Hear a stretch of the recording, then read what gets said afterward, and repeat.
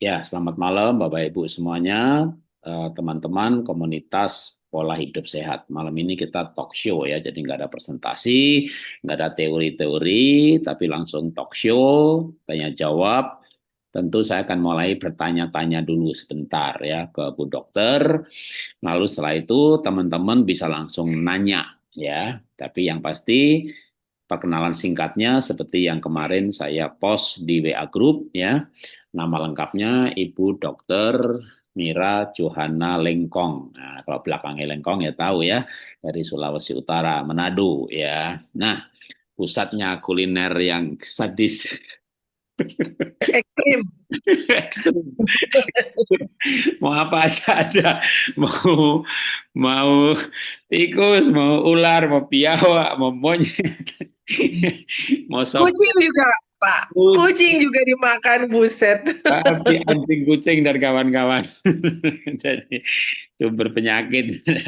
Nah, yang pasti Dokter Mira Lengkong dulu saya nggak tahu masih di Aqua nggak ya, tapi juga pemilik dari eh, namanya Bintaro Medica ya, klinik Bintaro Medica itu di Bintaro sektor 5 ya.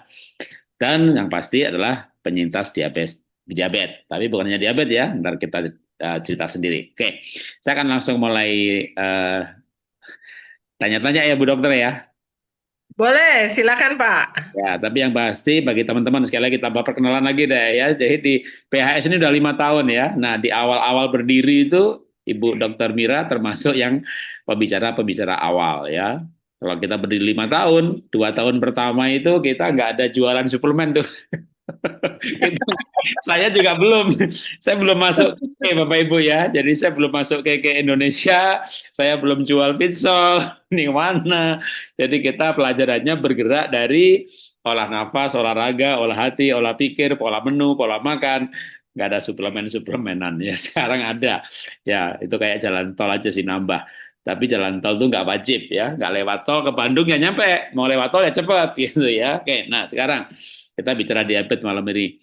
Bu Dokter bisa bisa cerita eh, kapan dan seberapa parah ya dulu waktu awal-awal menemukan bahwa dirinya divonis diabetes. Ya.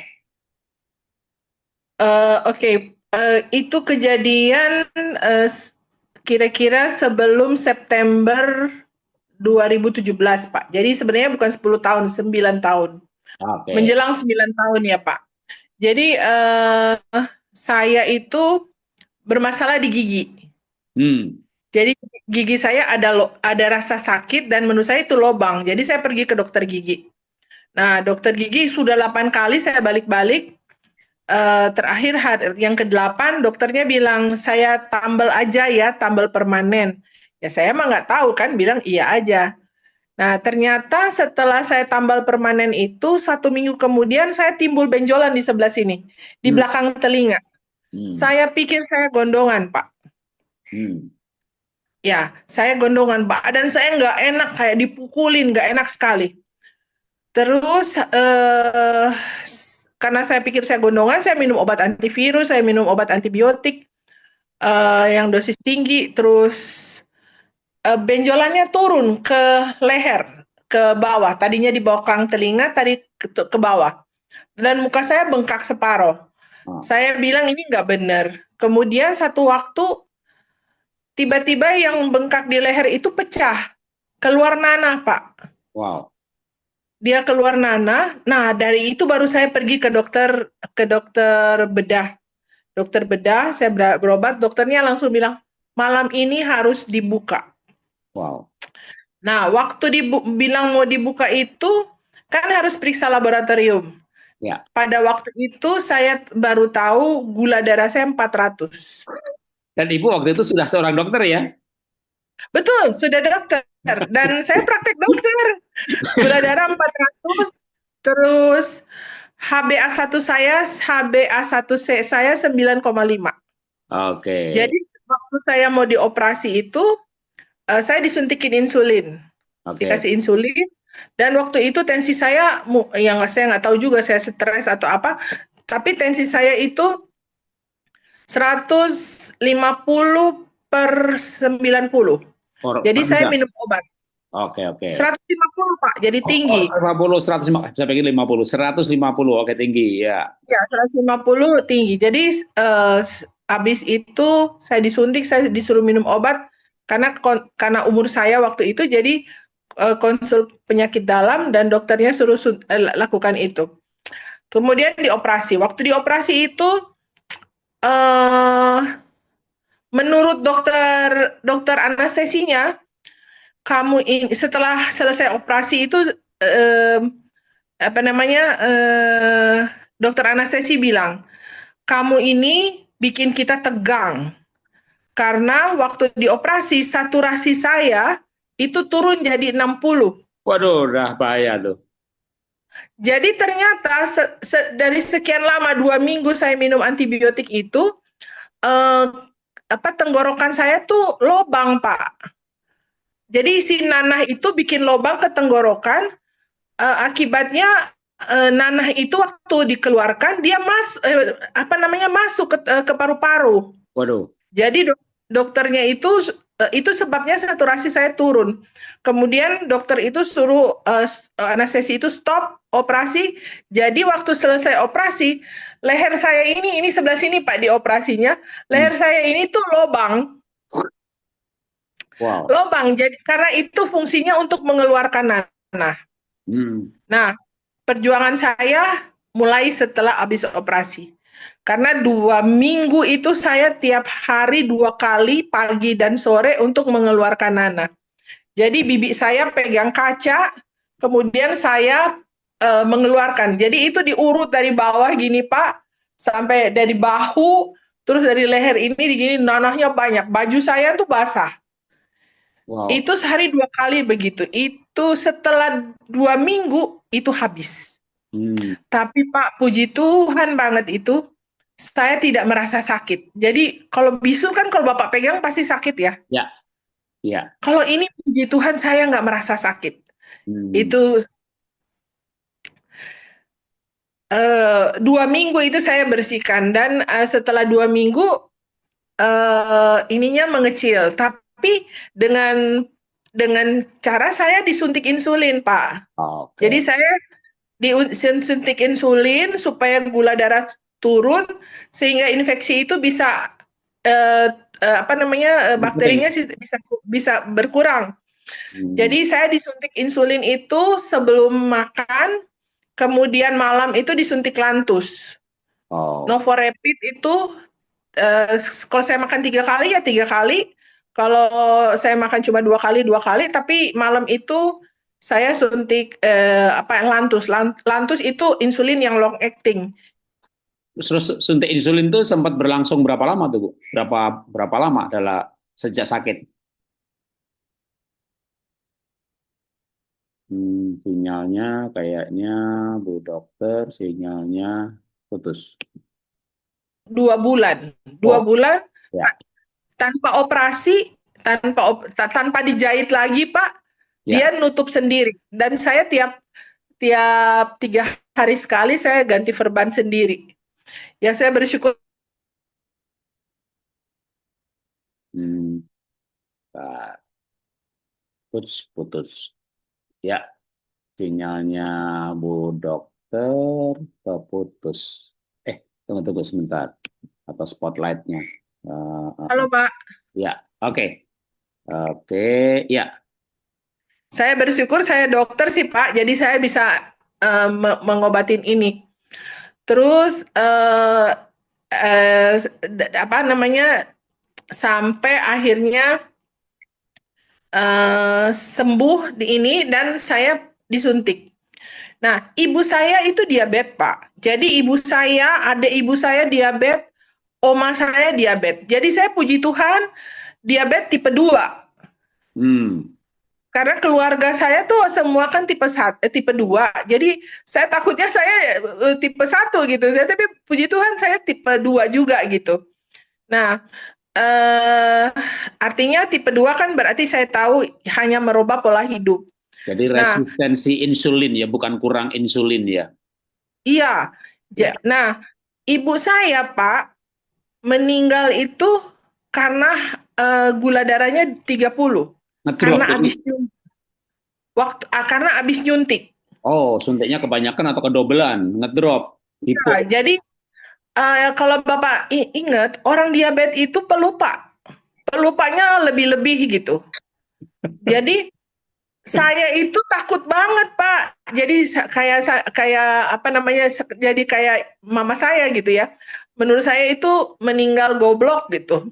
Ibunya, mamanya, maaf aja dipanggil usia berapa? Mama saya meninggal 57, Pak. Oh ya, masih Usia lima puluh masih tujuh. cukup muda ya. Jadi Iya, mama saya lima itu. puluh tujuh tahun. Tapi adiknya mama sekarang udah 82 dengan diabetes terkendali, hanya menjaga pola makan. Jadi ya saya jadi ininya, jadi apa namanya, jadi satpamnya untuk nggak boleh ini, nggak boleh itu, nggak boleh ini gitu.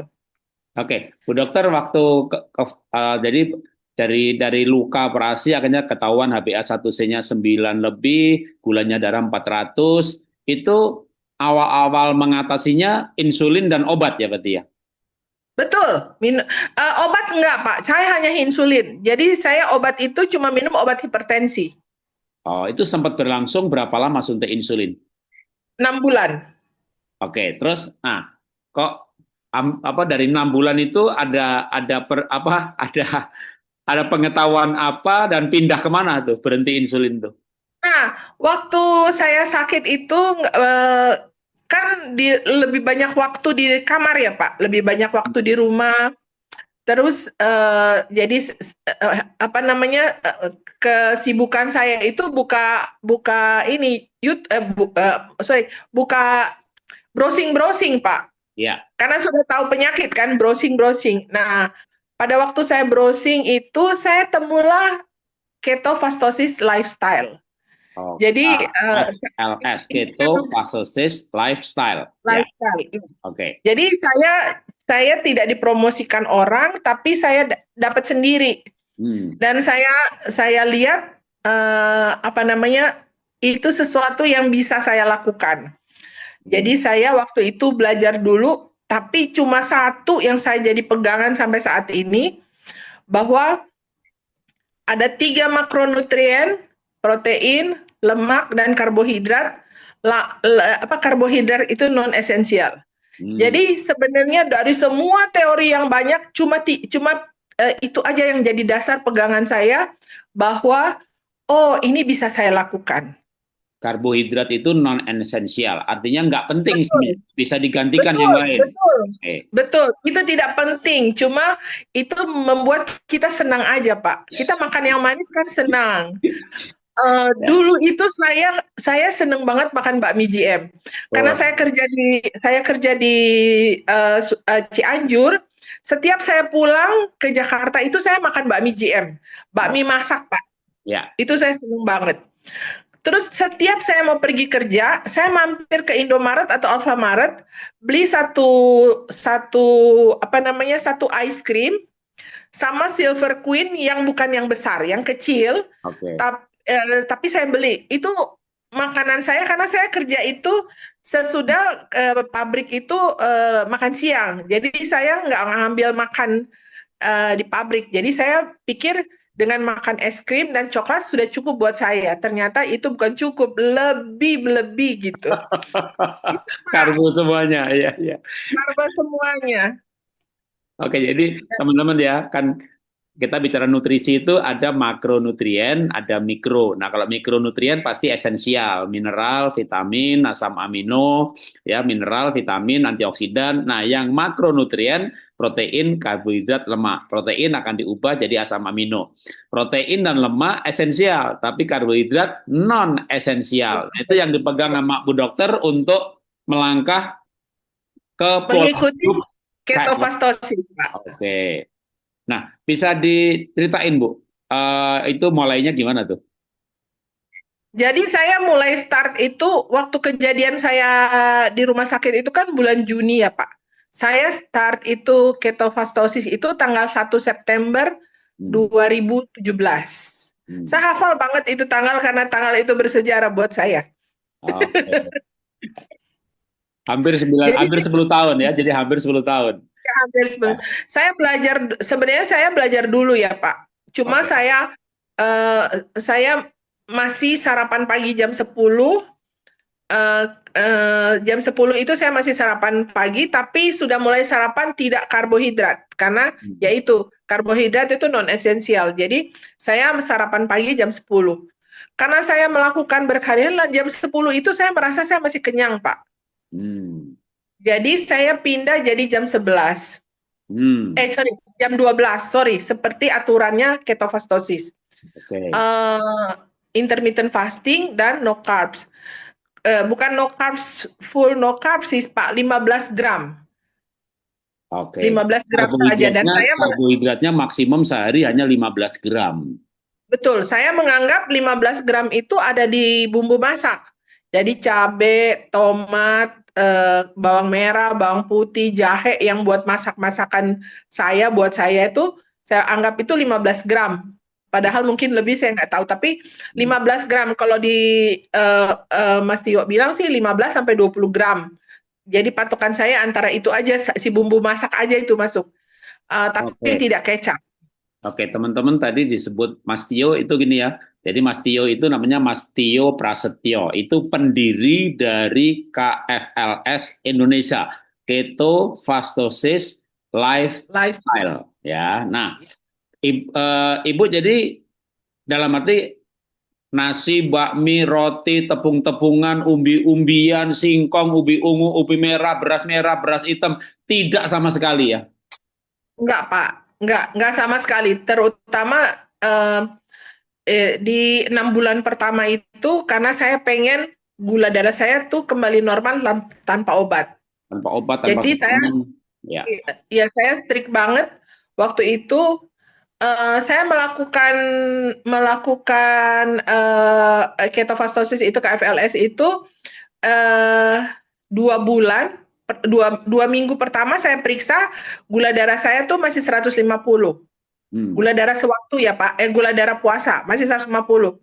Saya tambahin lagi 2 minggu, jadi 1 bulan saya cek gula darah saya 125. Oke. Nah, pada waktu 125 saya konsultasi ke apa namanya ke Mas Tio. Mas Tio bilang sudah boleh stop obat. Jadi Oh, saya pas 1 bulan 125 saya stop obat sampai sekarang. wow. Jadi setahu obatnya nunggu ketika gula puasa di bawah 120 ya. Di bawah 130, 125, 125, 125 Pak. 25 ya. Iya, Jadi jangan jangan iya. stop obat langsung ya kalau masih 500, masih Betul, 400, betul. masih 600 lagi. Nah, itu buah pun juga yang namanya mangga, leci, lengkeng, rambutan, sawo, duku, kesemek, buah juga enggak sama sekali. Anggur, buah apa yang Ibu makan yang boleh? Yang saya diizinkan itu hanya alpukat. Hanya alpukat yang saya boleh dan alpukat itu saya cuma sanggup makan itu setengah. Setengah setengah buah itu setengah saya bisanya. Tapi dengan berjalannya waktu sekarang saya makannya satu sih, Pak. Oh. Buah yang lain kayak walaupun yang tidak manis kayak salak, berry, apel hijau, terus kayak jambu air, jambu kristal, enggak juga Enggak, Pak. Enggak, saya enggak makan sama sekali. sampai sekarang. Kalau sekarang saya makan stroberi, makan salak saya makan. Kalau buah-buah lain saya bikin cuka aja. Oh, dibikin jus pro ya, dibikin difermentasi. Iya, saya belajar ternyata cuka itu sangat baik untuk menekan setiap kita makan dia akan terjadi apa namanya insulin spike itu dia akan ditekan oleh cuka. Dan cuka kalau menurut yang saya pelajari ternyata yang baik itu untuk orang diabetes itu cuka nenas. Suka apel atau jus pro? No, cuka nenas, Pak. Oh, cuka tapi yang dari nanas. Iya, iya. Kalau jus Tapi probiotik, dia jus saya pro, dulu minum jus pro ya, Pak. ya. Jus pro saya minum. Yang awal-awal saya minum, coba kan itu kan mesti beli ya Ah, ininya. apa namanya Gitu. promeknya, biangnya. Iya, iya, promiknya harus beli. Kalau cuka kan saya nggak perlu Ya, beli. udah tinggal beli jadi ya. Iya, nggak beli jadi sekarang saya bikin, Pak. Oh, oke, oke, oke. Nah, Dan sekarang saya belajar ternyata Dokter Rosukon bilang enzim itu makin lama makin baik. ya, Jadi pasti. saya bikin cuka nenas itu eh, di atas 6 bulan. Oh, jadi kayak bikin klasik enzim ya, Bu ya? Betul, kayak bikin klasik enzim, tapi kan kalau klasik enzim kan macam-macam buah ya, Pak. Ya, 32 Kalau buah. Ini Ibu nanas saja. ya, saya cuma nenas aja. Dan itu Oh, yang saya konsumsi di atas 6 bulan. oh, oke, oke. Kalau saya bikin malah sampai setahun. Nah, balik lagi ke buah-buahan. Jadi, kan ini Bu udah berjalan hampir 10 tahun. Di 6 bulan pertama itu sangat ketat. Kalau sayur, sayur apa yang dipantang? Saya dengar kan Pak sayur yang namanya sayur labu, sayur tomat, tomat, labu. Itu kan termasuk buah. Ini enggak juga ya, Bu ya? Betul, jadi yang saya pantang itu buahnya sayur. Buahnya sayur tuh contohnya pumpkin, terong, itu saya tidak makan, Pak. Tomat. Tomat. Tomat masih ada tapi dalam jumlah terbatas.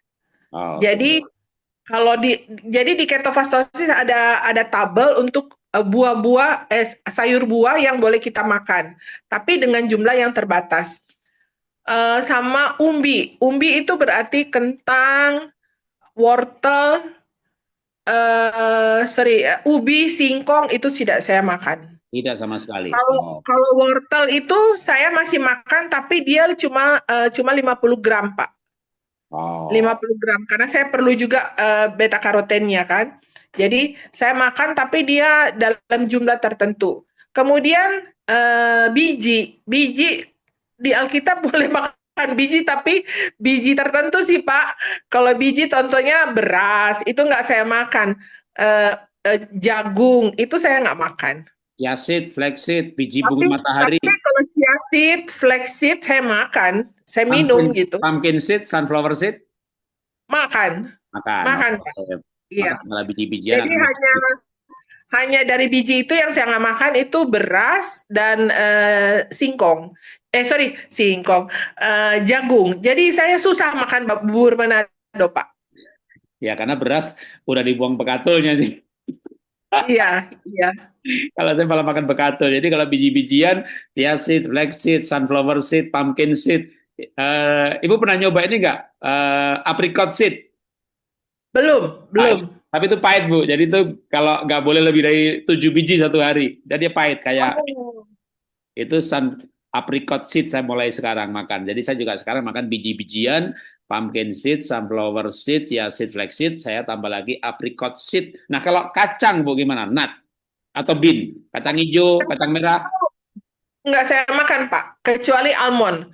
Tapi almond juga yang saya apa namanya saya coba itu dengan cara saya makan kemudian saya periksa gula darah saya itu cuma boleh 10 10 biji. pentul-pentul. Ya 10 10 biji biji. satu hari. Oke. Satu Ya, hari cuma boleh 10. Jadi kacang. cuma buat bikin happy aja sih, Pak, makan makan apa namanya? Makan kacang Kacang. almond. Oke. Soalnya mahal juga. Tapi kalau kayak kacang tanah, kacang hijau pun enggak ya? Kacang merah enggak juga ya? Enggak, enggak, Oke. Pak. Jadi dia benar-benar diet low karbo, protein ngambil dari biji-bijian. Nah, kalau sayur maka semua sayur yang berupa batang, daun, akar ya. Iya, jadi saya makan sayur, daun, batang, bunga. Oh, bunga. Akar enggak, Jadi Pak. oh, Bunga. oh ya, misalnya sayur bunga pepaya, sayur daun, ya semuanya sayur daun banyak banyak banyak sekali ya. Yang batang-batang Daun kayak turi. ah, Bunga turi itu bagus, Pak. bunga turi, ya berupa bunga ya. Tapi yang berupa buah jangan, buah labu, timun, timun. Ketimun saya mesti keluarin ininya, Pak. Apa namanya, kasih keluar bijinya dan dimakan dalam jumlah tertentu. Jadi nggak bisa juga, misalnya sekilo saya makan timun. Nggak bisa. Paling banyak 2 lah. Karena Karena 50 gram. pada prinsipnya yang berupa buah dia karbonya tinggi ya. Betul. Dia menyimpan karbohidrat di dalam buah atau umbi. Nah, sekarang Ibu sudah hampir 10 tahun makan makan protein tentunya, karbonya rendah sekali, seratnya banyak, sayurnya banyak, lemaknya juga banyak. Tapi banyak orang kalau diet karbo seperti itu kan kurus. Nah, Ibu nih gemuk-gemuk aja nih. Iya Pak, saya juga heran. Saya waktu pertama saja, waktu pertama saja saya tuh turun 45 kilo. Oh, tapi Ibu emang dari dulunya lebih gemuk dari sekarang ya? Oh iya, lebih Ibu, gemuk Ibu Pak. dulu berapa? Sama saya dulu 117. Oh, ada yang ketawa Pak. Kelas, Pak kelas, Hermawan. kelas berat, Pak Hermawan ketawa. 117. Nah, dengan di 117. Kalau dengan pakai baju tuh kayak orang hamil Pak. Padahal saya belum menikah. 117, tapi dengan KFLS diet low karbo sekarang berapa, Bu? Saya pernah waktu awal-awal saya beratnya sampai 75. Oh, dari Sekarang belas. saya beratnya 83. Ini maaf ya, Bu ya. Banyak orang misalnya yang walaupun diet karbo tapi agak kurus gitu ada sedikit hipotiroid. Kalau saya ini diet karbo ketat begitu, berat badan saya tinggal 60 kilo, Bu, sekarang ini, Bu. Mas Tio juga seperti itu. Heeh. Eh, ya mungkin lebih aktif dari saya kali Pak ya. Kalau saya kan praktek cuma dari tempat duduk pergi ke tempat periksa pasien, tempat duduk periksa pasien. Saya sih bersyukur sekarang saya punya anjing kan Pak. Jadi pagi-pagi saya mesti ajak dia jalan-jalan. Jadi saya bisa olahraganya olahraga apa namanya bisa bisa jalan pagi lah. Bisa sampai kalau usia saya masuk di masuk lansia. jalan jalan jalan jalan paginya itu nggak boleh 10.000 Pak. Oh, Saya itu hanya dianjurkan 3.500. oh. Jadi saya setiap hari dari Senin sampai Jumat itu ajak anjing saya jalan-jalan 3.500. Sampai kadang-kadang dia tuh nggak mau jalan karena kecapean, saya masih mau jalan gitu Pak. Oke. Oke, sebelum kita akan jawab pertanyaan, ada beberapa data yang lain yang mungkin akan saya tanyakan dan Bapak Ibu, kita nggak buru-buru ya. Dengan Dokter Mira, kita kan bulan ini akan 3 sesi. Jadi semuanya bentuknya tanya jawab. Maka pelan-pelan dari bentuk ngobrol begini nanti akan dapat hal-hal yang apa namanya penting ya. Nah, sekarang yang berupa data diawali dengan berat badan 117 kilo, gulanya 400, HbA1c 9 lebih, lalu program KLFS. Nah, saya dengar 9 tahun terakhir ini Ibu gulanya nggak pernah di atas 100 ya? Nggak pernah, Pak. Nggak pernah. Saya seneng. Saya itu kalau gula darah saya 80 aja udah deg-degan, Pak. Jadi Ibu habis makan aja nggak di atas 100 ya? Nggak, Pak. Oke, jadi Ibu HbA1c sekarang kayak 10 tahun terakhir HbA1c rata-rata berapa, Bu? 4,2. Dan saya waktu itu ikut apa namanya talk show gitu sama orang sama dokter penyakit dalam dan saya bertanya dulu HbA1c saya 9,5 sekarang 4,2 apakah saya masih dianggap diabetes Oke. dan kata dokternya enggak. Saya puji Tuhan. 4,2 karena diet low karbonya rendah, bahkan nggak pernah habis makan pun nggak pernah spike naik ke atas 100. Wow, keren banget. Nah, Iya karena cuka itu Pak, karena cuka itu sangat membantu. dan memang, nah sekarang kalau ibu nggak makan karbo, banyak pertanyaan orang nih. Kalau nggak makan karbo, energinya dari mana tuh tubuh? Apa hidup ini gitu? Badan kita kan nggak bodoh Pak, dia bisa ngambil dari protein dan lemak. Jadi saya karena awal-awal itu saya belajar, ternyata lemak itu bukan. Jadi kenapa orang lebih banyak makan protein ya? Tapi kalau protein hewani itu di antara protein itu ada lemak Pak. Dan lemak itu yang diperlukan tubuh untuk dirubah menjadi keton. Itu sebabnya orang-orang yang keto kayak saya tidak makan karbohidrat disebut apa namanya ketofastosis karena ketosis maksudnya. Jadi energinya dibakar dari lemak. Dari lemak dan menghasilkan hasil akhir keto. Keto itu Pak dia sama dengan gula tapi tidak toksik. Dia sangat ramah untuk otak, untuk jantung, untuk ginjal, untuk paru-paru. Jadi itu sebabnya saya sih menganggap karbohidrat itu racun. Jadi kan ada yang bilang wah tetap harus makan karbo karena otak itu energinya dari karbohidrat. Nggak bener juga ya kan dari keto. Keto pun energi untuk otak juga bisa. Betul, betul. Dan Bapak juga tahu ya ATP dari lemak itu lebih tinggi, kalorinya juga lebih tinggi daripada Gula. karbo. Ya dari Iya, gula 8 ATP, dari keto 32 ATP lebih banyak. Jadi nggak mungkin lemes ya, nggak mungkin lemes. betul, Oke. betul, betul. Nah, ya kalau Mas Tio sendiri kan dia punya WA group yang isinya ada 400 dokter aja, nggak ada. Maksudnya kalau ngajarnya di antara para dokter, bahkan diakui kalau bikin seminar kan bisa poin untuk sertifikat sama ID juga diakui ya Bu. Iya, betul, Pak. Ya.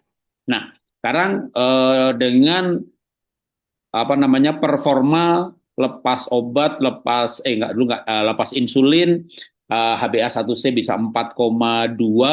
Nah, mungkin sebelum saya jawabin pertanyaan, 10 tahun masa nggak sih Bu? Nggak pernah citing-citing makan durian kayak makan keripik kayak. Durian enggak, Pak. Durian enggak. Tapi tahun berapa ya? 2 tahun lalu itu saya pergi ke Dieng. Nah, Di Dieng itu, aduh dinginnya, ya ampun, dingin sekali.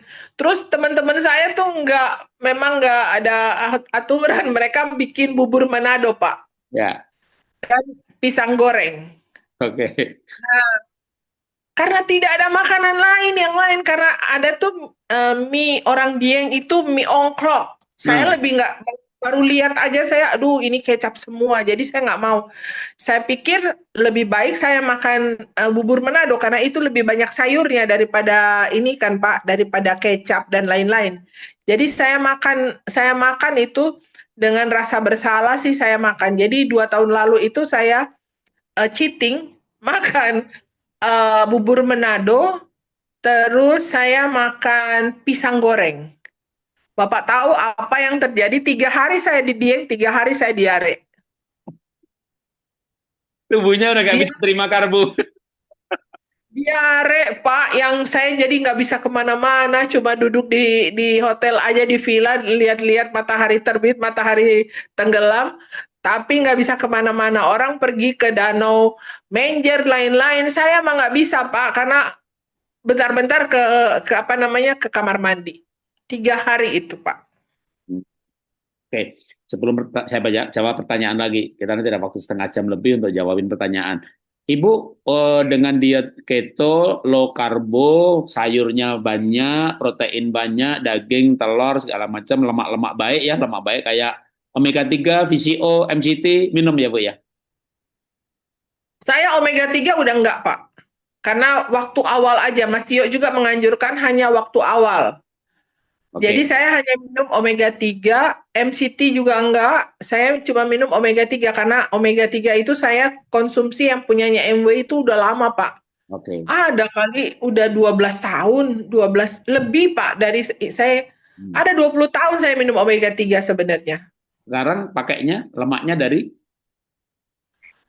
Dari hewani yang saya makan. Saya makan telur bisa 6.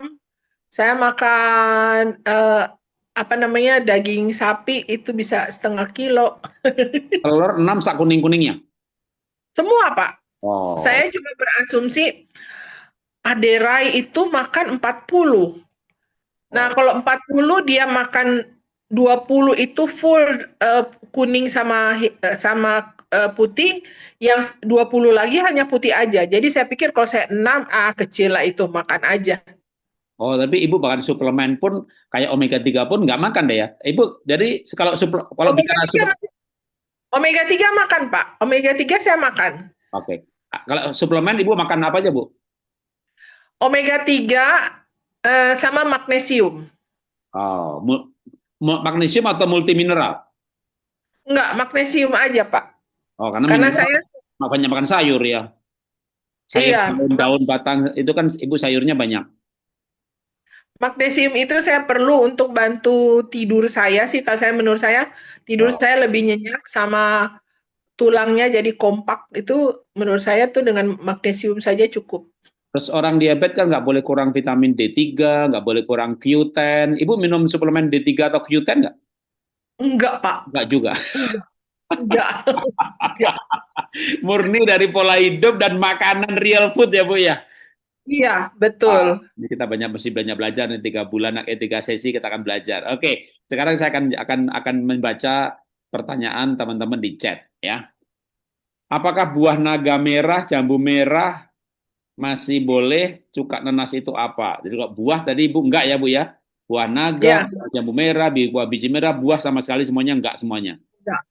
Buah itu cuma alpukat, Oh. alpukat sama stroberi tapi jumlah tertentu juga.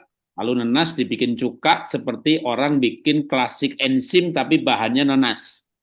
Iya, Ya, iya. jadi nenas, air, pakai madu. Enggak, saya pakai gula putih, Pak. Jadi gula putih itu setengah dari molase kan. Jadi kalau saya bikin dari botol Le Minerale berarti 9 liter air ditambah nenas itu 3 kilo, gula itu 1 kilo. Oh, oke. Lalu pakai biangnya nggak pakai?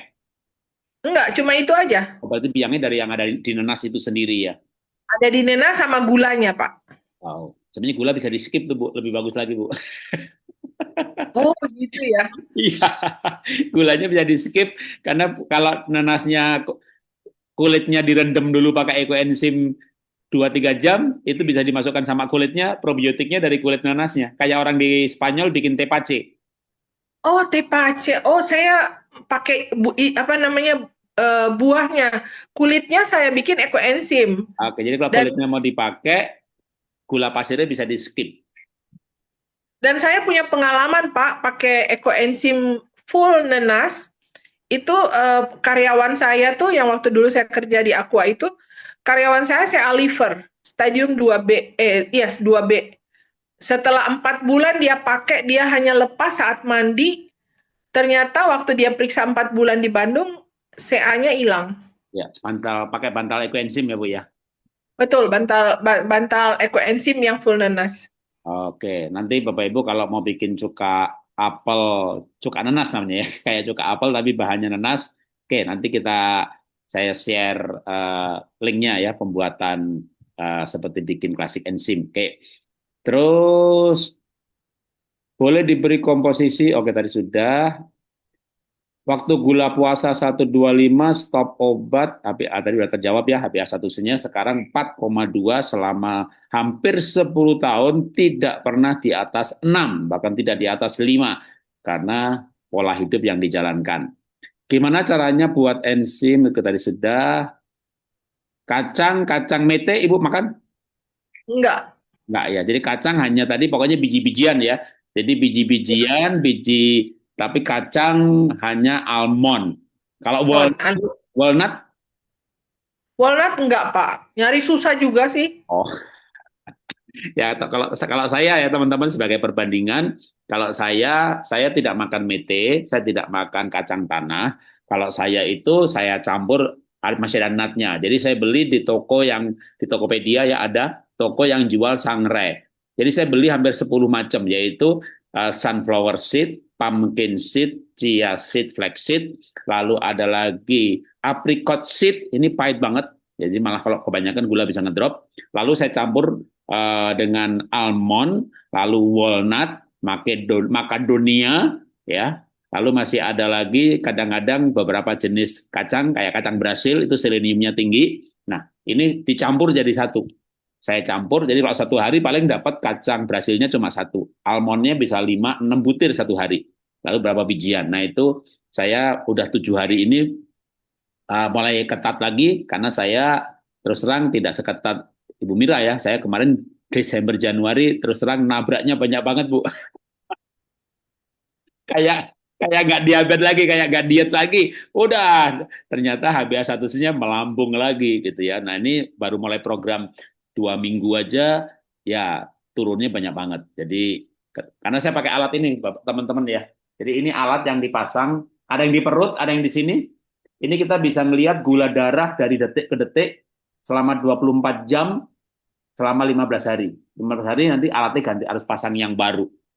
Dan dari alat ini juga saya jadi ada belajar yang mungkin saya sharing sebentar.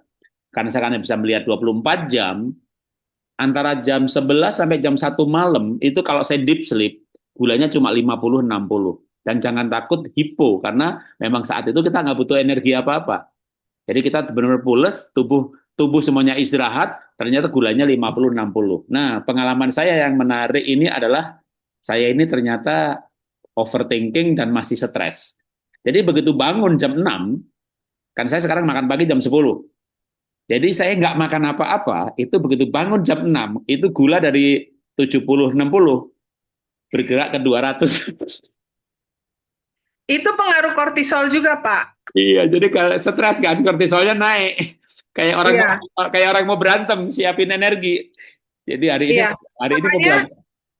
makanya ada juga anjuran saya ke ibu-ibu atau bapak-bapak yang diabetes, Hmm, jangan periksa gula itu di bawah jam 9.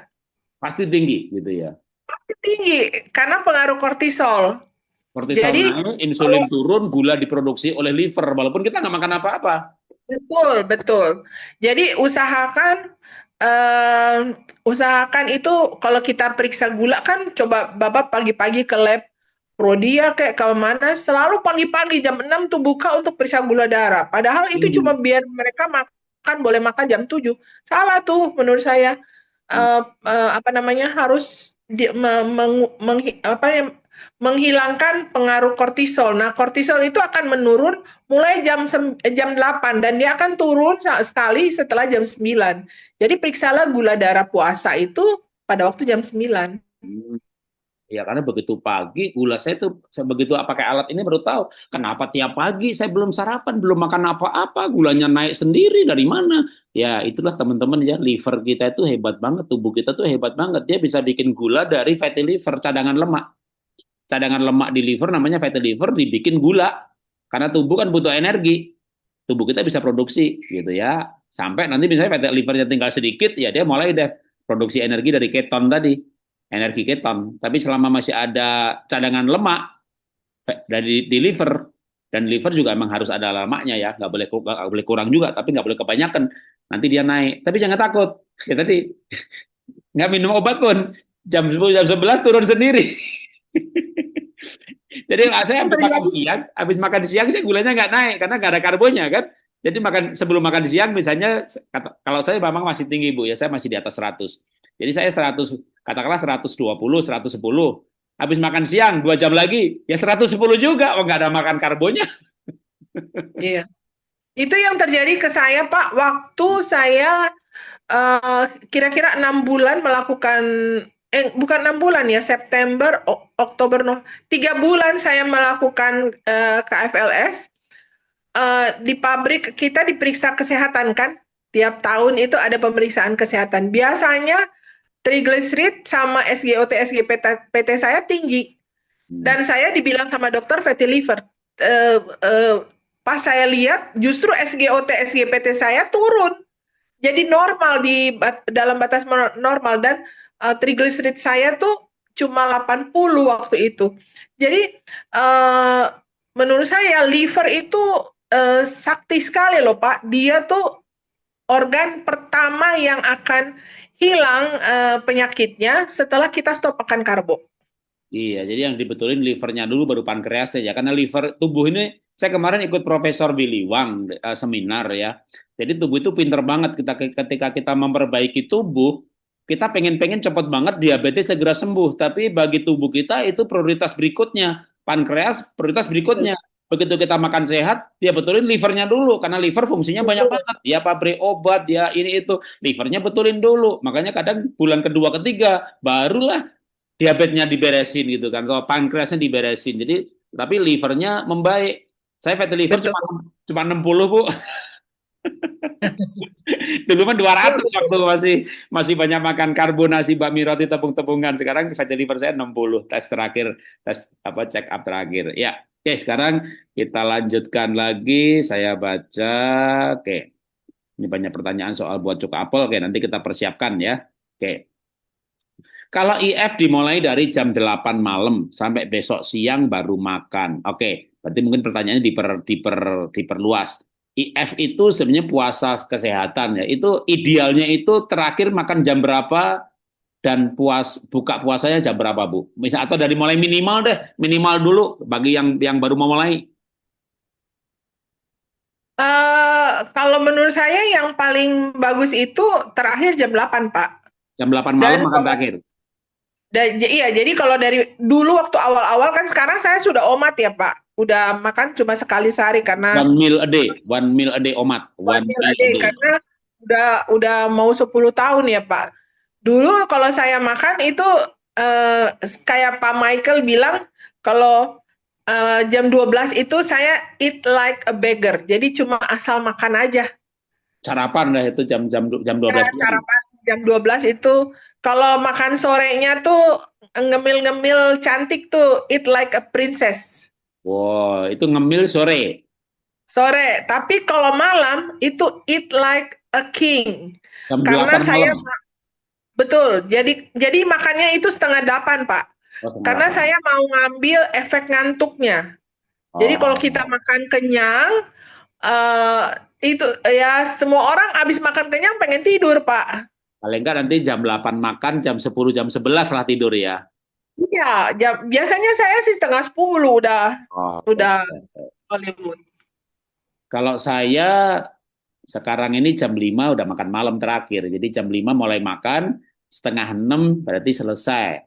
Ya kalau kalau saya Bapak Ibu ya teman-teman ya, saya jam 5 makan terakhir. Karena saya sering kebaktian jam 7 selesai jam 9 kebaktian jam 5 selesai jam 7 pergi ke restoran. Nah, itu bakal kemalaman. Maka sekarang saya bikin pola hidup, jam 5 saya sudah mulai makan, setengah 6 udah selesai. Nah, berarti kalau saya besok sarapan jam 9 belum dapat sih 18 jamnya.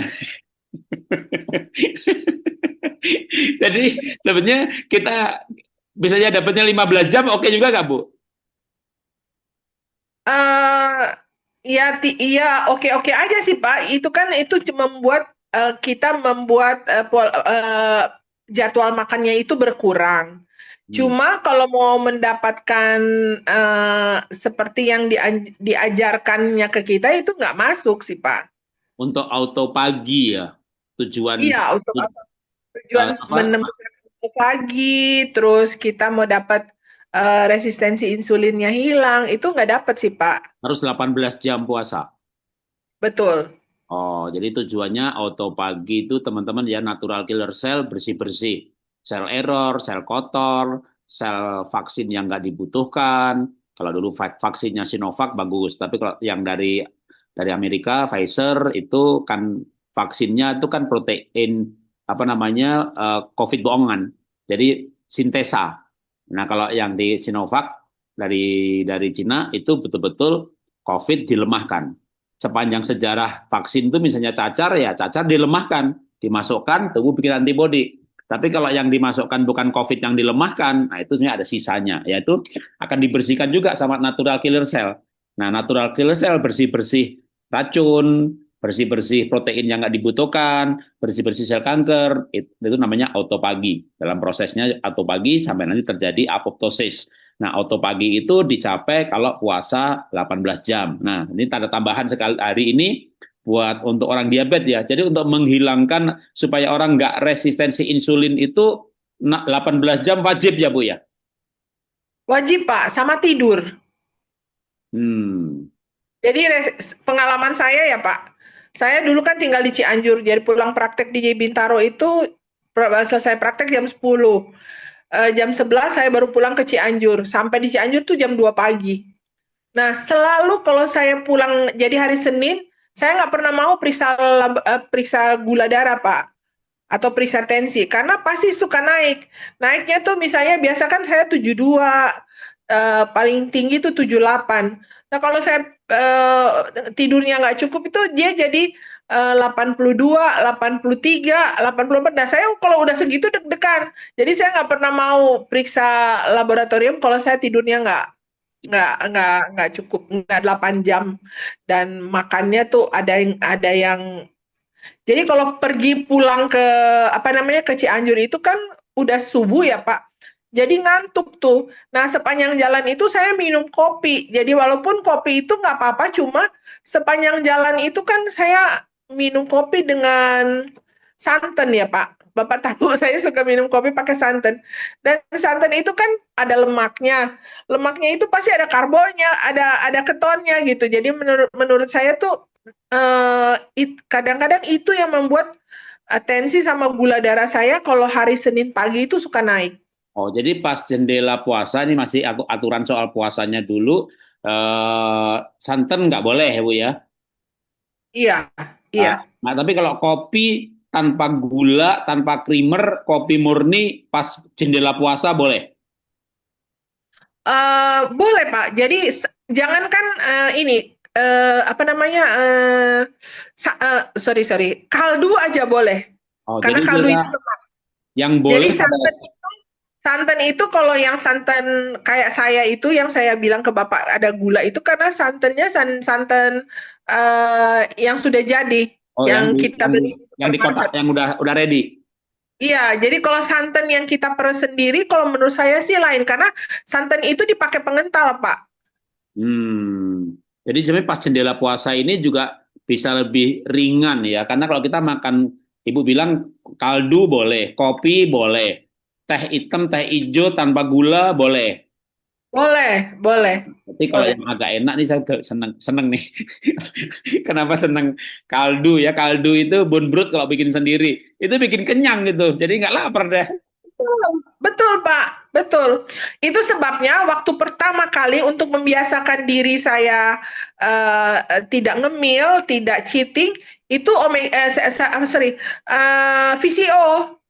VCO itu lemak, jadi fungsinya dia itu dia langsung masuk ke liver. Dia membuat tidak masuk ke usus dulu, tapi dia langsung mempengaruhi liver kita sehingga membuat kita rasa kenyang, Pak. Oh, VCO juga boleh pas jendela puasa. Boleh, boleh. Pas jendela puasa boleh. Oh. Jadi kalau mau, Jadi lemak lemak itu boleh, Pak. jadi bone broth tapi bikin bone brothnya bikin sendiri Bapak Ibu ya. Kalau Ibu Bapak Ibu beli itu yang dibikin tuh kadang dikasih gula merah tuh. Jadi kalau bone broth bikin sendiri, nah saya ini kan emang istri saya dulu bikin sebenarnya untuk dia ya. Istri saya bikin itu waktu dia lututnya meniskusnya robek sehingga istri saya 6 bulan pakai kursi roda. Di rumah pakai tongkat kursi roda. Terus ke MRI ke dokter, tempurungnya robek, suruh ganti. Satu tempurung 200 juta. Jadi kalau nanti gantian 400 juta. Akhirnya kita bikin bone broth, ya kita betulin tempurungnya dan tidak usah operasi, lepas tongkat, lepas kursi roda. Nah, tadinya saya nggak banyak minum bone broth tuh. Kalau pas bikin kebanyakan aja kadang minum. Tapi sekarang begitu mau IF ini kan nanya dokter Mira dibilang boleh, ya biasanya kan pagi sarapan jam 7. Jam 7 itu lapar, minum bone broth kenyang deh. Iya, iya, betul. Itu pengalaman saya juga begitu, Pak. Oke, jadi nggak susah deh ya. Nah, tapi untuk dapat balik lagi 18 jam kalau mau resistensi insulinnya kan orang diabetes itu bisa kurang insulin yang harus disuntik tipe 1 berarti. Ini insulin nggak kurang, kebanyakan orang itu tipe 2 resistensi insulin. Nah, supaya resistensi insulinnya hilang ini itu 18 jam puasa wajib Bu ya. Betul. 18 jam puasa dan tidur minimal 7 jam. 7 jam. Berarti kalau saya tidur jam 10, saya bangun jam 5. Oke, jam 10 saya harus tidur. Saya udah mulai sekarang. Saya sekarang mulai tidur jam 10, bangun jam 5. Cuma kadang-kadang jam 4 bangun nggak bisa tidur lagi.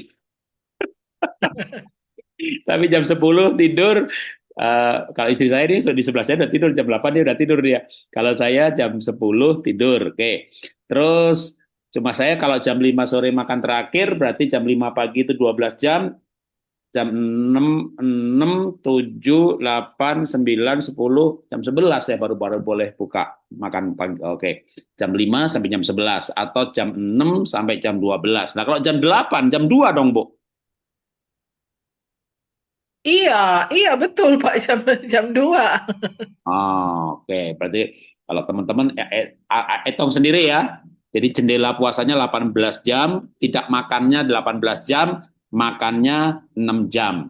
Tapi 18 jam tadi ini bukan puasa agama ya, dimana kalau puasa itu nggak boleh minum, nggak, ini minum boleh, kopi boleh, asal kopi tanpa gula. Lalu bone broth boleh, kaldu boleh, omega 3 boleh, VCO boleh pada saat jendela puasa tadi. Nah, bicara kopi, Bu. kalau orang misalnya lagi puasa itu, jendela puasa itu minum kopi, nggak sakit mah Bu? Perutnya nggak? Ibu, kalau pengalaman Ibu? Saya kalau orang puasa juga saya suka ikut puasa, Pak. Apa namanya, sahur pagi-pagi itu saya minumnya kaldu. Saya nggak Oh, minum kopi. oh, Saya tapi minum kaldu. kalau Mas Tio Terus, kayaknya Mas Tio pengopi ya. Kalau dia minum kopi ya, iya Mas Tio minum kopi. perut Dan kosong ya. nggak ada nggak ada ini sih Pak, nggak ada apa namanya, nggak ada nggak ada keluhan. Hmm, oke oke. Ya, oke. Kita lanjutkan lagi baca pertanyaan. Selang-seling ya Bapak Ibu ya. Nanti waktunya habis, kita berhenti. Pertanyaan belum terjawab, minggu depan kita zoom lagi. Bicara proteinnya sekarang. Sebenarnya kalau bicara proteinnya itu apa aja sih yang boleh atau ada nggak yang protein yang tidak boleh? Protein semua boleh kok Pak. Protein itu. Jadi semua telur, daging, Ayam, burung, ya burung itu termasuk ayam, ikan boleh Pak. daging merah. Nggak ada merah, putih, hijau, biru, kuning boleh Pak. Yang penting itu hewani. Jadi kalau ini pola ini dagingnya semuanya boleh ya Bu ya. Jadi nggak ada pantangan daging. Misalnya kalau kalau saya nih Bapak Ibu ya teman-teman ya. Karena saya ada pernah radang prostat, skalanya 7, lalu saya pantang daging merah. Nah itu radangnya cepat hilang. Waktu saya nggak pantang daging merah, ini bicara bukan keto karena mau diet gula, tapi ada radang. Nah saya pantang yang merah tuh, gitu, yang diajarin dokter Elizabeth Subrata. Tapi kalau kita bukan bicara soal radang, nah saya nggak tahu deh kalau dari dokter Mira, kalau ada orang ada radang, kayak radang prostat, ada kanker, daging merah boleh nggak? Kalau di kita boleh, Pak. Oh, Tidak ada ada tidak pantangan. ada tidak ada pantangan untuk daging merah atau daging putih. Yang pantangannya nasi, bakmi, roti, tepung-tepungan, Betul, bubur, karena keripik, inflamasi itu disebabkan oleh karbohidrat. keripik, kerupuk, peyek, goreng, pisang goreng. Betul, betul, Pak. Oke, jadi kalau protein, teman-teman, kalau menurut KLFS, Keto Fastosis Lifestyle. Nah, ingat ya, sebenarnya bukan hanya diet keto yang banyak orang ajarin, bahkan akhirnya sayur pun nggak boleh. Ini Bu, sayur masih boleh. Nah, ada LF-nya, lifestyle. Di situ ada pelajaran nanti kita lanjutkan mengenai parasimpatetik, mengenai tidur pules, mengenai moving, pentingnya olahraga. Nah, kita bicara tidur tadi disebut udah minimal 8 jam. Nggak tahu nanti deep sleep-nya Minimal 7 jam. itu Bagusnya 8 jam, tapi minimal 7 jam. untuk dapetin deep sleep 2 jam ya. Itu kadang deep sleep-nya yang kadang-kadang kita nggak dapat. Nah, sekarang kalau tidurnya sudah olahraga Bu, untuk khususnya untuk diabetes. Olahraga apa sih Bu yang disarankan? Orang bilang katanya olahraga dengkul gitu. Olahraga pada diabetes itu sebaiknya olahraga otot, Pak. Oh, Karena bakar lemak. karena Bakar gula. gula gula itu selain ada di liver, yang paling banyak ada di otot. Jadi kalau jalan pagi itu bagus, tapi sebelum jalan pagi coba push up ke dinding sambil jinjit. Oh, Karena eh, misalnya Bapak habis makan makan ya, habis makan jam 11 Bapak makan, terus Bapak angkat barbel aja, bikin ototnya Bapak kenceng gitu atau apa bergantung di gantungan gitu Pak, membuat otot kita tuh kenceng, itu akan membuat gula Bapak turun. jadi olahraga otot. Ya, ya, ya, oke. Jadi kalau kita punya diabetes itu olahraga jalan pagi boleh, tapi yang paling bagus itu olahraga otot. Kalau Tai Chi, Ibu pernah nyoba nggak? Belum pernah Pak, tapi kalau saya lihat Tai Chi itu, Pelan-pelan. iya. Tapi kalau endurance, kalau kalau pelan gerakan pelan itu sebenarnya endurance-nya lebih tinggi loh Pak. Iya, jadi saya di cerita ya teman-teman ya. Kalau tadi pagi teman-teman ikut Zoom pagi hari olah nafas bersama, kita udah 2 hari ini nyoba gerakan Tai Chi. Jadi kalau Bapak Ibu sekarang ini coba aja masuk YouTube ya, masuk YouTube apa saja, terserah deh. Pokoknya nanti iklannya Tai Chi. Jadi Tai Chi lagi booming banget dan ternyata tanpa beban pun kita nggak ada barbelnya nih. Itu begitu saya ngajak orang gerakan Tai Chi, pegel pacaran. Jadi sekarang banyak orang bentuk otot, perutnya sampai six pack, ototnya kuat, ototnya gede-gede dengan tai chi. Jadi tai chi itu walaupun pelan-pelan pegelnya luar biasa. Bahkan bukan tai chi, ada lagi yang namanya gerakan, bahkan posisi tanpa gerakan, kayak ingtung, duduk tanpa kursi misalnya. Itu pahanya gemeter, bisa 2-3 menit aja pahanya udah pegel sekali. Lebih daripada squat jam.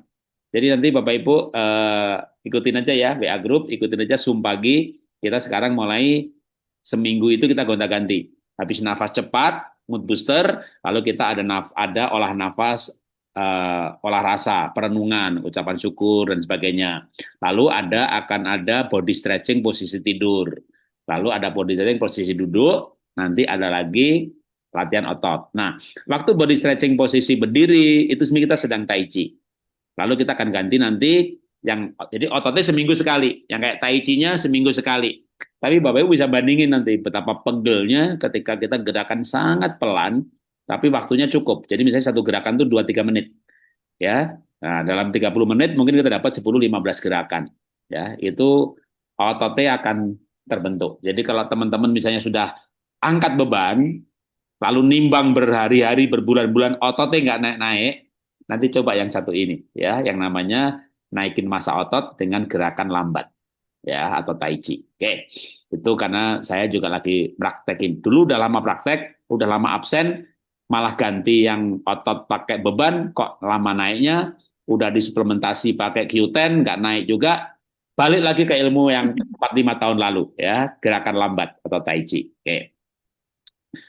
Terus sekarang, nah ini ada pertanyaan soal, karena ada yang bilang harus direndam dulu, di blender, soal chia seed dan flaxseed, kalau Dokter Mira makannya gimana?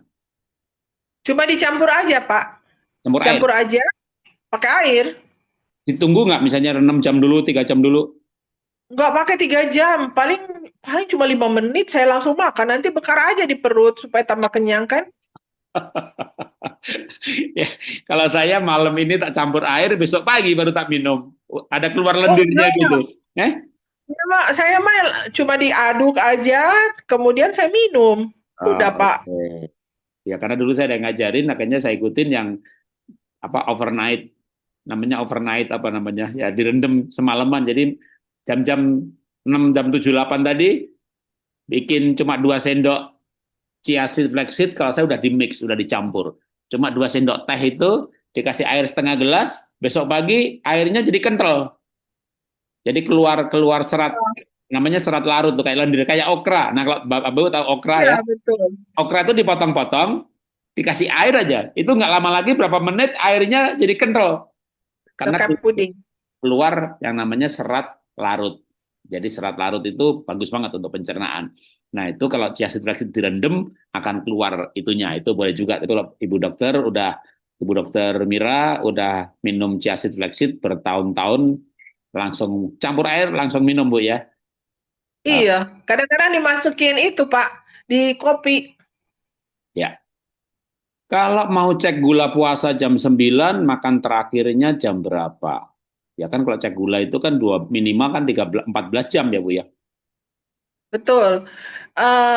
Betul, 12 jam sih Pak, 12 jam sehari. harusnya. Jadi jam 8 Malah ya. kadang-kadang orang 10 jam, tapi kalau menurut saya paling bagus 12 jam. Jadi jam 8. Eh, iya, jadi sebenarnya sih cukup sih kalau menurut saya. Hmm. Jadi kalau mau tes jangan kepagian. Nanti masih tinggi jadi stres. Padahal dia bakal turun lagi jam 9, jam 10.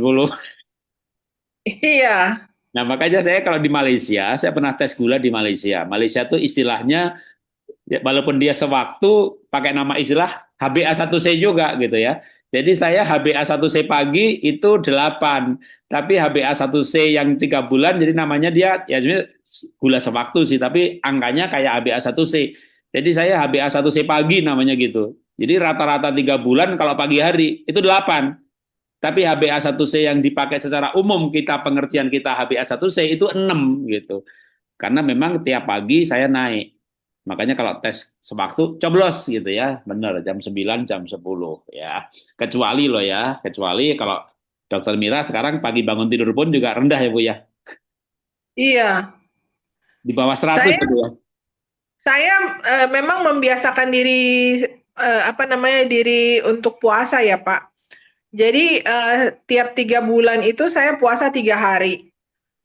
Eh, Pernah saya puasa tuh 10 hari, Setiap 3 bulan puasa dalam arti 3 hari nggak makan, tidak makan, minum aja. minum aja. Oke, 3 bulan sekali itu ya puasa Esther, 3 bulan puasa sekali. tidak Itu nggak makan. Wow. karena menurut saya tuh, detox aja sih, Pak. Oke.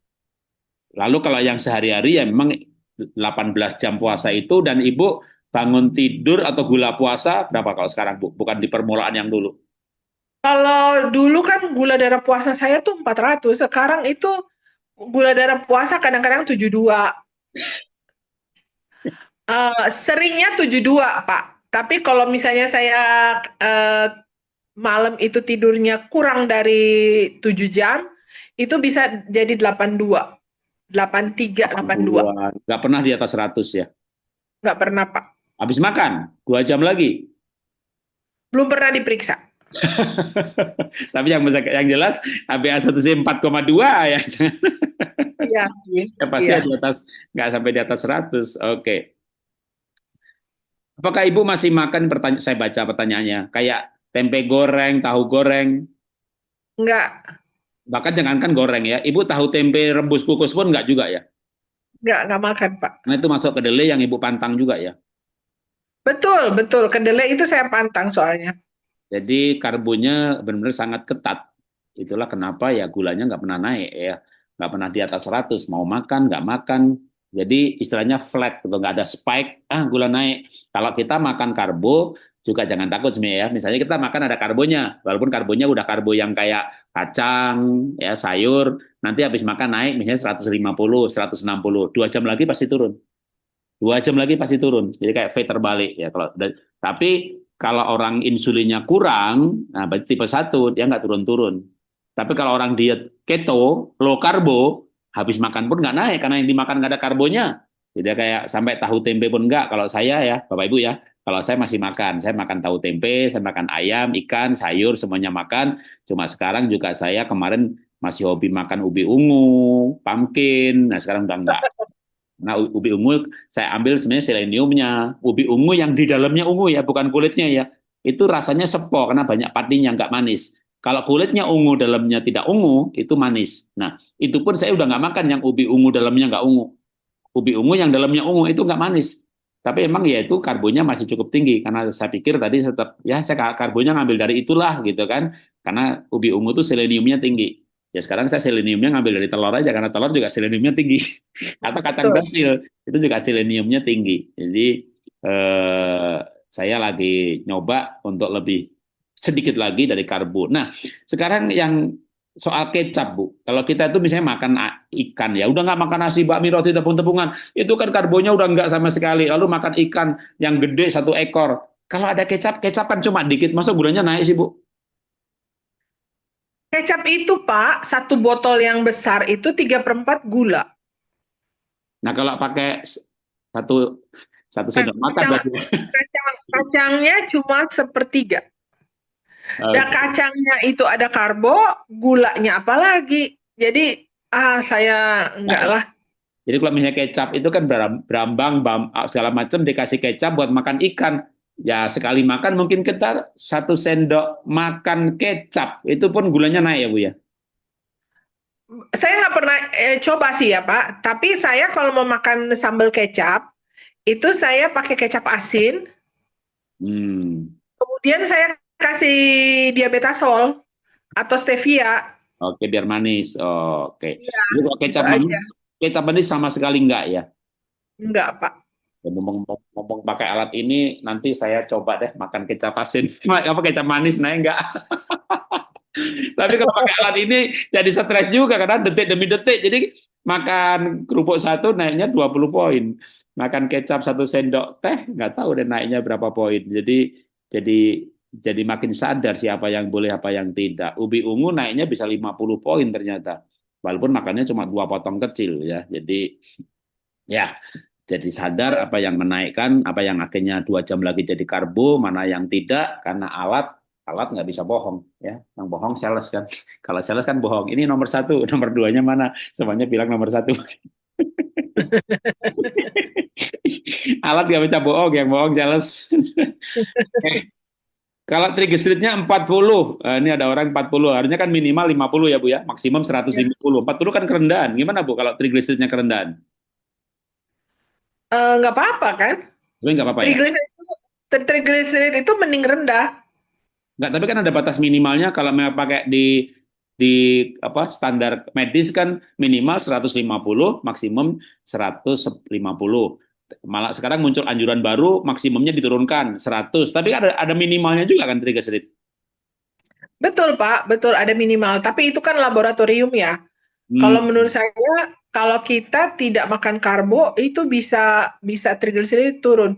Eh, itu sih sebenarnya fungsi dari livernya, Pak, yang harus dicek. Oh, oke oke. Karena dia yang akan menjaga keseimbangan itu ya livernya ini yang. Betul, betul. Oke. Oke. Harga alatnya berapa? Oke, alat ini harganya sekitar 500-an ribu, 560, hampir 600 ribu lah ya alat ini. Masa, Pak? Hah? Tapi nanti kalau Masa? Hah? 1,5 bukan itu CGM kan itu? Iya, jadi dulu sekarang harganya dulu sekitar 1 jutaan lebih, hampir 1,5 juta. Sekarang cuma 600 ribu. Begitu kita pasang alat, kita pasang aplikasi, pembelian kedua cuma 266 ribu. Oh, Jadi pembelian pertama aja yang 600 ribu. Ya kayak HP dulu juga 20 juta, sekarang 5 juta, 3 juta dapat. oh iya, ya, saya mau ah. Oke, maaf dok, kenapa kalau karbo disebutkan non-esensial padahal sang pencipta telah menetapkan kalau karbo itu sumber energi utama walaupun ATP dari fatty acid lebih tinggi dari karbo, lemak dan protein. Oke, kenapa karbo disebut non-esensial? Ya, berdasarkan penelitian, Pak, berdasarkan penelitian, Orang nggak ternyata makan dari karbo nggak mati ya. betul dari 3 makronutrien itu karbo itu bisa digantikan oleh 2 protein sama sama lemak gitu sih. Makanya Tapi disebut kalau kenapa esensial Tuhan itu ciptain karbohidrat ya nggak tahu. Tapi gini Pak, kalau kita belajar tentang essential life gitu ya, eh, makanan pokok manusia itu kan bukan karbo, karena karbo itu kan kita harus tunggu dia tumbuh, berbuah, atau ada musimnya. Hmm, Sedangkan orang itu menetap di satu tempat itu kan zaman dulu orang hidup kan pindah-pindah. hmm. Jadi real food itu ya binatang yang lewat gitu. Lu berburu ya orang ya. Iya, betul. Atau biji-bijian ya. Makanya biji-bijian itu sebenarnya tadi sunflower seed, pumpkin seed, chia seed. Makanya kalau di kitab Yehezkiel itu ada roti yang dibuat dari biji-bijian dan itu semuanya low karbo. Ya, ada Yehezkiel bread, roti Yehezkiel gitu ya. Itu yang dibuat dari biji-bijian. Jadi kalau di Alkitab, kalau kita bicara Alkitab ya, di Kristen Alkitab itu di kitab Kejadian segala biji-bijian akan menjadi makananmu. Nah, biji-bijian itu dalam pemahamannya sebenarnya whole grain, utuh. Nah, beras itu sebenarnya biji-bijian, cuma sayangnya manusia udah buang pekatulnya. Di situ ada vitamin B kompleks, ada polifenol, ada anti kanker, ada anti diabetes. Tapi orang udah buang pekatulnya, kasih bebek, bebeknya sehat, kitanya sakit. Makanya kalau chia seed, flaxseed itu nggak mungkin dibuang pekatulnya, kecil banget gimana gilingnya. Jadi sama juga. Jadi biji-bijian itu bagus gitu ya. Nah, esensial itu maksudnya tidak tergantikan. Maka ada mineral esensial, ada vitamin yang esensial. Nggak bisa diganti. Protein nggak bisa diganti. Karena protein akan dalam tubuh jadi asam amino. Asam amino itu protein itu bahan bakunya. Ketika masuk ke mulut, dicerna, dia akan berubah jadi asam amino. Asam amino itu contohnya lisin, tritopan, treonin. Nah, orang kurang lisin aja gampang pusing. Kurang tritopan dia nggak bisa tidur. Dia kurang treonin, detoknya nggak jalan. Maka ini disebut esensial. Kenapa? Nggak bisa diganti.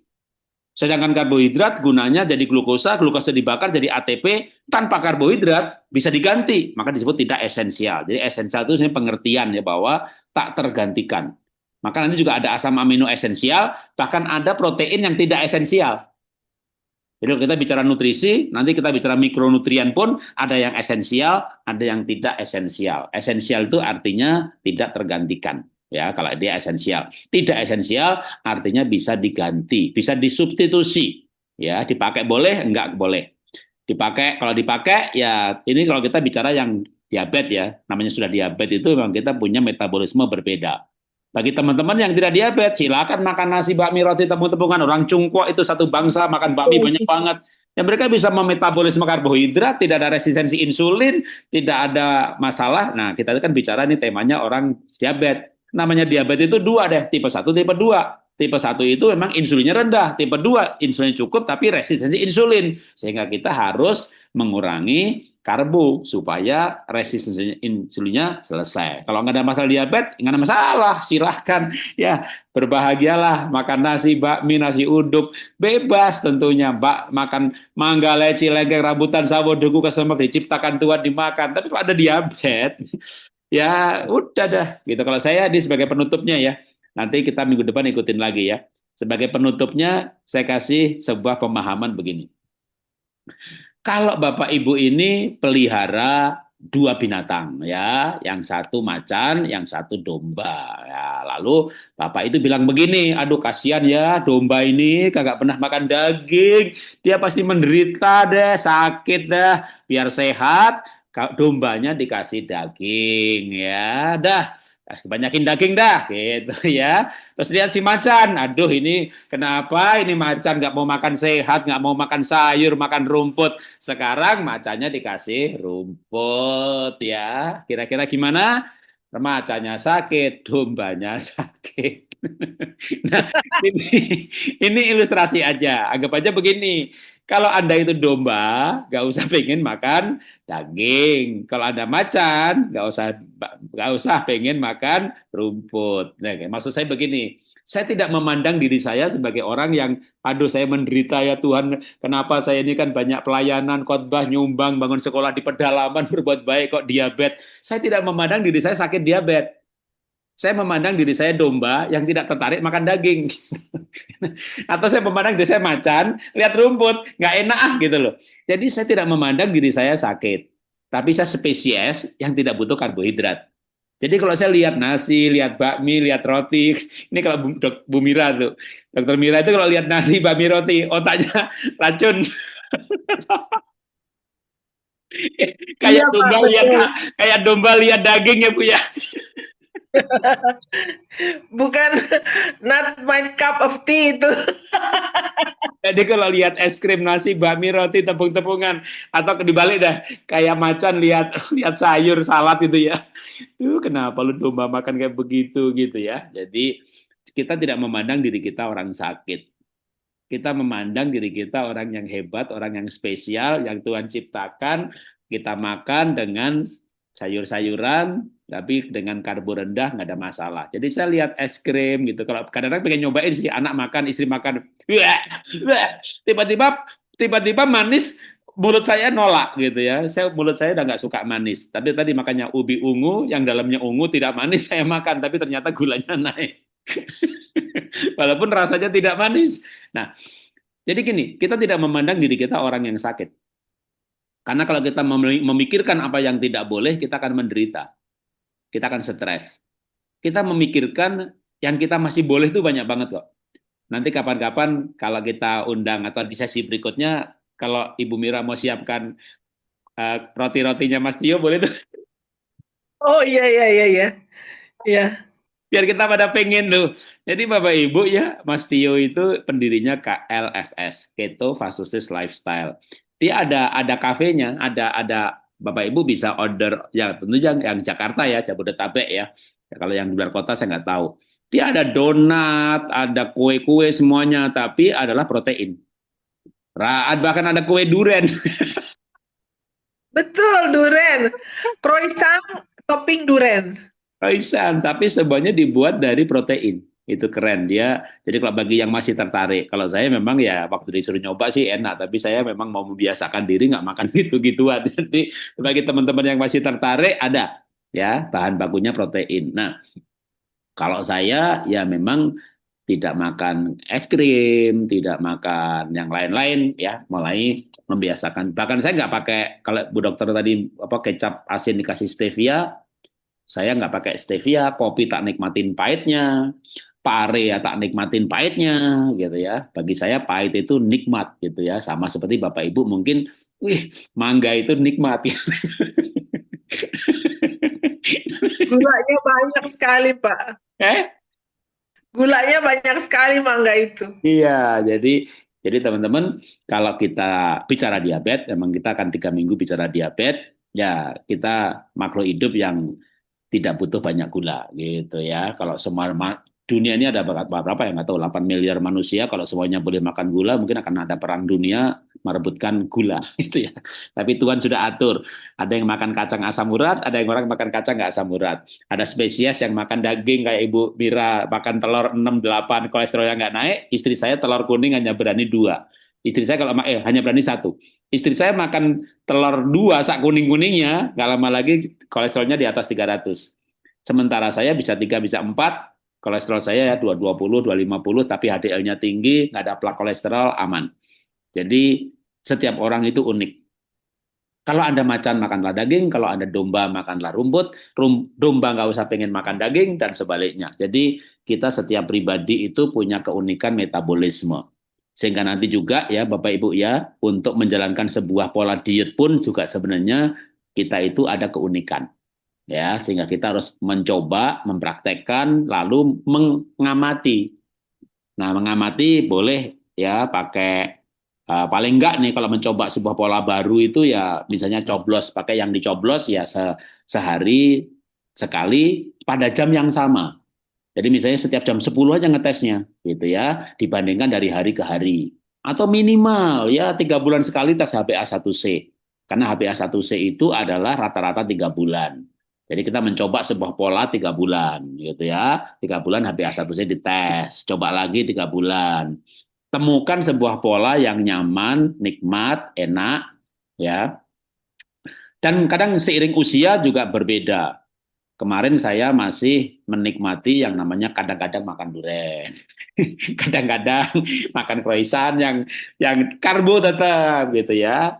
Tapi ternyata seiring waktu dulunya gula nggak naik, sekarang naik gitu sehingga saya harus adjust. Nah sekarang ini malah bulan ini saya memang lagi sebuah mulai adjust baru untuk KLFS yang lebih serius dengan low karbonya gitu ya, dan juga intermittent fastingnya, karena seiring dengan umur saya khawatir kalau resistensi insulin saya tidak diatasi nanti akan kejebak minum obat. Sedangkan Dokter Mira ini ada faktor keturunan loh, bahkan mamahnya nanti minggu depan mungkin bisa lebih cerita lagi ya. Ya coba ibunya dipanggil Tuhan karena hipoglikemia, jadi gulanya ngedrop. Terus mengambil keputusan diet low karbo, di mana juga terjadi gulanya turun sampai 50, sampai 60, sampai 70. Gimana nggak keringetan, gimana nggak keliengan, dan masih akan banyak beberapa cerita ya yang tentu kita nggak bisa semuanya hari ini. Jadi hari ini kita selesai karena kalau Mas Tio malah jam 8 udah tidur ya. Ini juga Dokter Mira pasti nggak lama lagi akan tidur gitu ya. Oke, 4 menit terakhir Ibu Dokter boleh kasih kita pesan penutup. Jadi mohon maaf yang pertanyaan nggak terjawab, kita masih ada 2 kali lagi. Ya, silakan pesan-pesan penutup untuk kita. Saya setelah belajar bahwa ternyata diabetes saya bisa hilang dengan cara makan low carbs. Dengan berjalannya waktu saya belajar ternyata low carbs itu juga bukan hanya membuat diabetes saya hilang, tapi saya menghindari insulin spike-nya. Jadi penyakit yang terjadi yang di dalam tubuh kita itu, apakah penyakit jantung, penyakit ginjal, itu semua karena spike insulin yang seperti roller coaster. Dan saya saya melakukan keputusan untuk mengikuti KFLS ini untuk menghindari insulin spike yang seperti roller coaster. Jadi kalau Bapak Ibu pikir kita jangan makan lemak karena bisa menjadi penyumbatan di pembuluh darah, salah. Karena kita makan karbohidrat, pembuluh darah kita akan lecet karena gulanya itu, sehingga karbohidrat dikirim sama tubuh untuk menjadi tensoplas di tempat itu. Akibatnya pembuluh darah semakin banyak kita makan karbohidrat, semakin banyak tensoplas yang menempel di pembuluh darah. Nah, itulah yang menjadi menyebabkan penyumbatan pembuluh darah. Jadi bukan karena lemak, tapi karena karbohidrat. Iya, iya, iya. Kalau kalau nggak ada karbonya, nggak ada radangnya, sebenarnya kolesterol nggak akan nempel menjadi plak. Betul, Plak betul. akan tetap ada di dalam darah, dia nggak akan nempel, ya, karena nggak ada radang. Yang memicu radang karamelnya, Betul, Pak. karbohidratnya, atau gorengannya. Yang memicu radang, misalnya racun dalam tubuh, maka kita harus detok. Ya, oke, nanti kita akan lanjutkan. Terima kasih, Dokter Mira. Kita jumpa lagi Rabu depan, masih dalam serial kita bisa sehat, diabetes, Ada. lepas obat, lepas insulin, bahkan nggak pakai suplemen, tapi dari pola hidup. Ya, tentu kalau bicara lepas obat dan suplemen bertahap ya, bijaksana, suplemen tetap dibutuhkan jika memang pola makannya belum bisa lengkap secara nutrisi atau penyerapan makanannya di usus masih ada masalah. Jadi kita butuh waktu untuk kita dari obat pindah suplemen, dari suplemen pindah ke real food. Itu kita butuh waktu karena membangun pola hidup tidak mudah. Apalagi seiring dengan usia, kita ada tambahan masalah misalnya penyerapan di usus halus. Kita ada leaky gut, ada usus bocor, ada masalah di penyerapan usus, sehingga kita bertahap saja, ya, pelan, tapi kita pasti menuju lebih baik dan lebih sehat. Oke, selamat malam semuanya. Sampai jumpa lagi Rabu depan. Selamat malam. Bye. Ya, Bye. terima kasih Bu Dokter. Selamat malam. Sama, Pak. Ya, kita selesai jam 9, mulai lagi jam 7.30 Rabu depan. Rekamannya saya post di WA Group ya, teman-teman. Selamat malam. Siap-siap tidur, jam 10 tidur, jam 5 bangun, dapat 7 jam. Iya.